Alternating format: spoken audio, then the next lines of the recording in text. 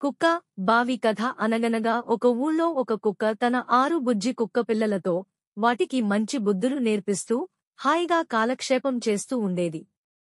ఒకరోజు తన పిల్లలతో ఊళ్ళో తిరుగుతుండగా ఒక బావి కనిపించింది. ఆ బావిని చూపించి మీరెవ్వరూ ఈ బావి దగ్గరికి వెళ్ళకండి, చాలా ప్రమాదం అని చెప్పింది. కుక్క పిల్లలు ఒకరోజు ఆడుతూ ఆడుతూ ఆ బావి దగ్గరికే వచ్చాయి.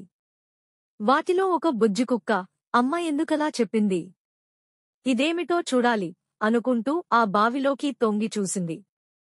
బావిలో తన నీడని చూసి లోపల నిజంగా ఇంకొక కుక్క పిల్ల ఉందని దానిమీద అరవటం మొదలుపెట్టింది. లోపల ఆ కుక్క ప్రతిబింబం దీనిలాగే అరవటం చూసి దానితో పోట్లాడటానికి బావిలోకి ఒక్క దూకు దూకింది.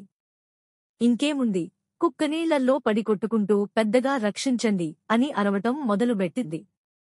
ఆదారినే వెడుతున్న ఒక రైతు, అయ్యో, కుక్క నీళ్లల్లో పడిపోయిందే పాపం అని దాన్ని బయటికి తీసి రక్షించాడు.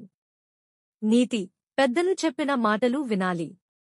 కావాలంటే ప్రశ్నించవచ్చు కాని ఎప్పుడూ ధిక్కరించగూడదు.